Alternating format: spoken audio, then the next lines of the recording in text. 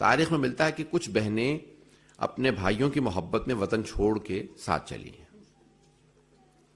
3 بہنوں سے متعلق علماء نے لکھا ہے جنہوں نے وطن کو چھوڑا. جناب کلثوم، یہ جناب موسیٰ کی بہن ہے. کلثوم کہ جب جناب موسیٰ کی والدہ نے ان کو تابوت میں رکھا اور پانی میں بہا دیا تو خود جناب موسیٰ کی والدہ تڑپنے لگیں.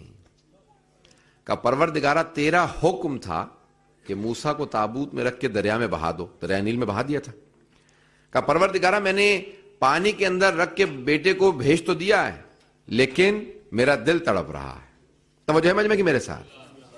کہ پروردگارہ لیکن آخر ماں تھی تو بیٹی نے دیکھا کہ ماں بہت تڑپ رہی ہیں. کہا اماں اگر آپ اجازت دیں تو میں تابوت کے ساتھ ساتھ چلی جاؤں، دیکھوں کہ تابوت کہاں جا رہا ہے. اب اللہ نے ضمانت دی ہے اِنَّ سَرَادُّهُ إِلَيْكِ، ہم لوٹا دیں گے. لیکن پھر بھی جناب موسیٰ کی والدہ کو قرار نہیں آ رہا.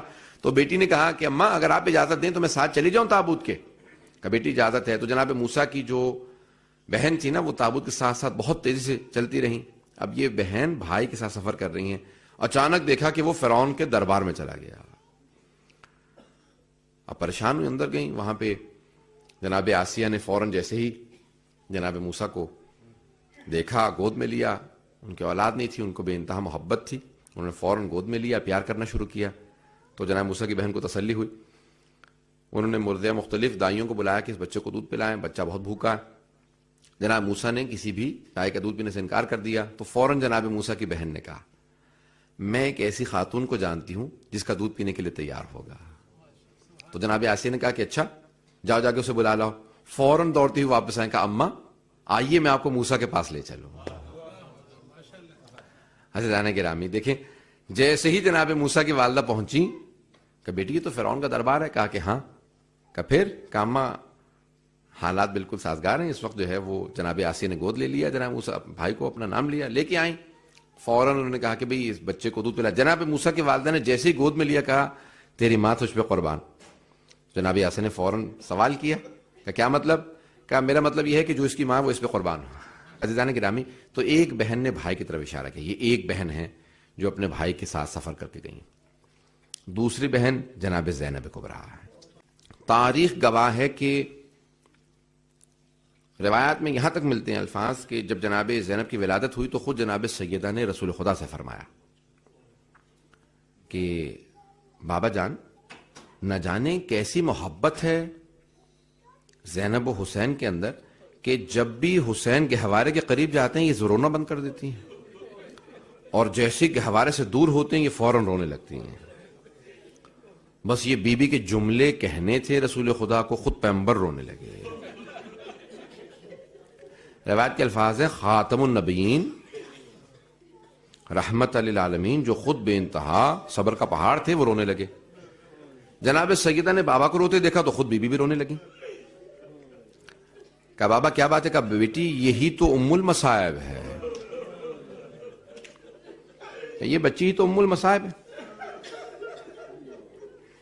اس کے بعد پھر پیغمبر اسلام نے کچھ ایسے جملے کہے کہ جو جناب سیدہ برداشت نہ کر سکے. کہا بیٹی یہ وہ بہن ہے جو اپنے بھائی کے ساتھ کربلا جائے گی اور اپنے بھائی کی قربانیوں کو بچائے گی. تو اس کے بعد ایک جملہ کہا یہ وہ بہن ہے جو اپنے بھائی پہ سب کچھ قربان کر دے گی. جب جناب زینب کبریٰ نے سنا نا 28 رجب کو سید الشہداء نے فیصلہ کیا ہے جانے کا، فوراً آئیں. کہ بھیا میں آپ کے ساتھ جانا چاہتی ہوں. تو عزیزان گرامی روایت کے الفاظ ہیں مولا جب سفر کے لیے چلے گئے تو فوراً پیچھے سے جناب عبداللہ بن جعفر تیار آئے. کہا کہ مولا میرے دونوں بیٹوں کو بھی ساتھ لے جائیے گا. جب جناب زینب نے کربلا میں کہا نا، کہا کہ بھیا میرے دونوں بیٹوں کو میدان میں بھیج دیجیے شہادت کے لیے. کہا نہ جانے عبداللہ راضی ہوں گے کہ نہیں راضی ہوں گے. کہا نہیں میں نے پوچھ لیا تھا کہ اگر ایسا وقت آیا کہ میرے بھائی کی شہادت کا وقت آ گیا تو عبداللہ اجازت ہے آپ کی میں بیٹوں کو بھیج دوں؟ مولانا نے کہا ٹھیک ہے. عزیزان گرامی یہ ایک بہن ہے. ایک تیسری بہن ہے جو بھائی کے ساتھ چلی ہیں.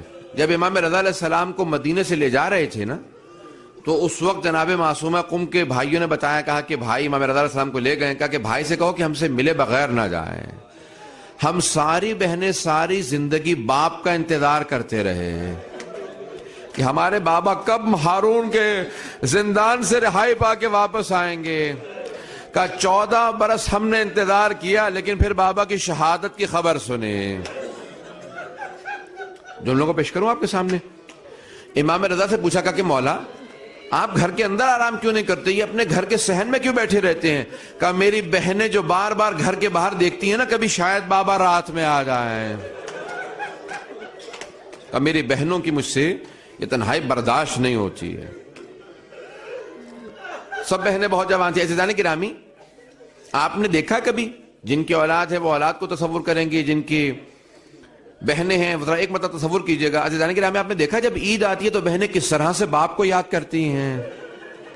ہر بہن ہمیشہ باپ کو یاد کرتی ہے, اور پردیس کے اندر تو زیادہ محسوس ہوتا ہے نا, شدت سے محسوس ہوتا ہے. جب بھی عید کا دن آتا تھا نا تو ساری بہنیں امام رضا کو دیکھتی تھی, بھیا ہمارے بابا کب گھر واپس آئیں گے. امام رضا علیہ السلام کی شہادت کا وقت آ گیا. امام محمد تقی علیہ السلام مدینے میں تھے. ایک مرتبہ پھپھیوں کو بتایا, ساری پھپھیوں کو بتایا کہ آج رات میری یتیمی کا دن ہے, آج رات میری یتیمی کی رات ہے. بس بھئی ان بہنوں پہ کیا گزر رہی ہوگی جو پیچھے رہ گئی تھی, اور وہ جو سارے بہن بھائی چلے گئے تھے. عزیزان گرامی, کچھ اصفہان میں ساوا کے مقام پہ ایک جنگ ہوئی. مأمون کے لشکر نے حملہ کیا اور سارے امام کے جو بیٹے بیٹیاں تھے شہید کر دیا. عزیزان گرامی, روایت کے الفاظ ہیں چند بیویاں, 6 یا 7 بیویاں جناب معصومہ کے ساتھ, ایک کنیز تھی, کچھ 1-2 بہنیں, یہ سب کے سب قوم پہنچی. تو موسیٰ ابن خضرج اور دوسرے افراد تھے, یہ چاہنے والے تھے اہل بیت علیہ السلام کے. جب قم سے باہر دیکھا نا کہ کچھ بیبیاں ہیں برقعوں کے اندر, تو کسی کنیز سے سوال کیا. کنیز کو دیکھا کہ کیا بات ہے, یہ بیبیاں کون ہیں؟ کہا کہ تم کون ہو؟ کہا کہ میں اہل بیت کا ماننے والا ہوں. اب یہ سمجھ گئے کہ اس سے بات کی جا سکتی ہے. کہا یہ امام موسیٰ کاظم کی بیٹیاں ہیں. کہا یہ موسیٰ کاظم علیہ السلام کی بیٹیاں. سمجھ گیا. اب اس کو خبر مل چکی تھی کہ 8ویں امام کی شہادت ہو گئی ہے, لیکن وہ جانتا تھا پردیس میں بہنوں کو بھائی کی شہادت کی خبر نہیں دی جاتی. بہنوں کو پردیس میں نہیں بتایا جاتا بھائی مارے گئے ہیں. تو اب کیا کیا؟ اس نے کہا کہ ٹھیک ہے, بیویوں سے کہو کہ ہمارے ساتھ چلیں, یہاں قریب میں قم کی بستی ہے. بس بھئی قم کا نام آنا تھا. بی بی نے کہا ہاں ہمارے آباء و اجداد بتاتے رہے کہ قم ہمارا شہر ہے. ساری بیویاں اٹھی چلنے لگیں. عزیزان گرامی, بس قم پہنچی, اس نے ذرا قم کے باہر روکا, فوراً قم میں جا کے اطلاع دی. چھوٹا سا شہر تھا اس وقت. سارے قم کے لوگوں سے کہا کہ یہ سیاہ پرچم اتار دو. کہا کیوں سیاہ پرچم اتار دیں؟ ابھی تو امام رضا کی شہادت ہوئی ہے, ابھی تو چہلم بھی نہیں ہوا, تو کہتا کہ سیاہ پرچم اتار دیں. کہا کہ امام کی بہن مدینے سے آئی ہے, بہن کو پردیس میں خبر نہ دینا بھائی مارا گیا ہے. کہ سیاہ پرچم اتار دو, کچھ دن بعد دوبارہ لگا لینا. عزیزان گرامی, سارے سیاہ پرچم اتار لیے گئے. اب یہ فوراً باہر نکلا. ایک مرتبہ جا کے کنیز سے, جناب معصومہ قم کی کنیز سے سوال کیا کہ کیا بات ہے, جہاں پہ بی بی قدم رکھتی ہیں زمین سرخ کیوں ہو جاتی ہے؟ کہ بی بی کو چلنے کی عادت نہیں ہے, راستے میں بی بی کی جو اونٹنی تھی وہ مر گئی ہے, بی بی کے چلتے چلتے نالین ٹوٹ گئے ہیں, اب پتھروں پہ پاؤں رکھ رکھ کے پاؤں بہت زخمی ہیں. کہ اس لیے بی بی کے زخموں کی وجہ سے جہاں بی بی پتھروں پہ پاؤں رکھتی ہیں خون بہنے لگتا ہے. اس نے فوراً کہا کہ میں نالین لا کے دیتا ہوں بی بی کو. فوراً اپنی ابا کو زمین پہ بچھایا. بی بی نے کہا نہیں, ہمیں فوراً قم لے چلو. آج اس مقام کا نام ہے, جب قم جائیں گے نا, بیت النور. اس مقام کا نام, جہاں پہ ایک مکان کسی مومن نے دیا, اس کا نام ہے بیت النور. مکان دیا. کہا بی بی یہاں پہ رک جائیے. ایک مومن نے مکان خالی کروا دیا. کہا بی بی آپ یہاں آرام کیجئے. بی بی نے کہا کہ نہیں, بس ہمارے لیے عبادت کا ایک جگہ تیار, ایک حجرہ دے دیا جائے. بی بی عبادت کرتی رہی. بی بی ایک دن عبادت کر رہی تھی, آرام کر رہی تھی, پاؤں بہت زخمی تھے, کہ اچانک گلی سے آواز محسوس ہوئی, ہائے امام رضا مارے گئے. بس یہ جملہ سننا تھا. بی بی نے فوراً آواز دی اپنی کنیز کو, کہ ذرا اس کو بلا کے لا, یہ باہر کون ہے, یہ بار بار کہہ رہی تھی امام رضا مارے گئے. فوراً وہ کنیز باہر گئی. کہا کہ تمہیں معصومہ قم نے بلایا ہے. اب وہ ایرانی خاتون چی آئی, اسے اس طرح سے عربی نہیں آتی تھی. بی نے فوراً سوال کیا, کہا کس امام رضا کی بات کر رہی ہو؟ کہا بی بی آپ کیسی شیعہ, آپ کو نہیں معلوم شیعوں کے 8ویں امام مارے گئے؟ بس یہ جملہ سننا تھا, بی بی تڑپنے لگی. ایک مرتبہ خراسان کا رخ کیا, توس کا رخ کیا. کہ بھیا بہن کا انتظار بھی نہ کیا آپ نے؟ بھیا میں مدینے سے چلی تھی آپ کے ملنے کے لیے. عزیزان گرامی, روایت کے الفاظ ہیں کہ وہ دریا کے کنارے قبرستان تھا, وہاں پہ بی بی کے تابوت کو اٹھا کے لے کے آئے, سارے مرد تابوت کو لے کے آئے تھے. ایک مرتبہ رکے, کہ قبر میں کون اتارے گا, ہم میں سے کوئی محرم نہیں ہے.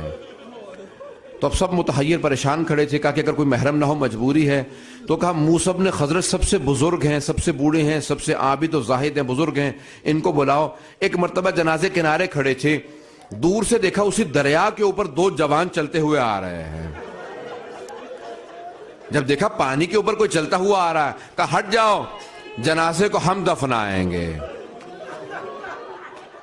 دونوں کے چہروں پہ نقاب تھا, سارے مجمع کو ہٹایا. عزیزان گرامی, قبر میں ایک جنازہ دینے والا ہوتا ہے, دوسرا جنازہ لینے والا ہوتا ہے. میں جملوں کو پیش کروں آپ کے سامنے. جب جناب سیدہ کے جنازے کو اٹھایا تھا نا امیر المومنین نے, تو امام حسن حسین بہت چھوٹے تھے, باقی سب نامحرم تھے. ایک مرتبہ امیر المومنین نے آواز دی, یا رسول اللہ اپنی امانت واپس لے لیجئے.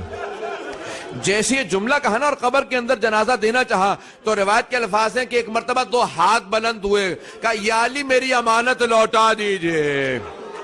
جیسے کہا نا میری امانت لوٹا دیجئے, تو امیر المومنین نے جنازہ جناب رسول خدا کے ہاتھوں میں رکھا اور ایک جملہ کہا, یا رسول اللہ مجھے معاف کیجئے گا, یہ وہ فاطمہ نہیں جو آپ نے مجھے دی تھی, اس فاطمہ کا پہلو شکستہ ہے.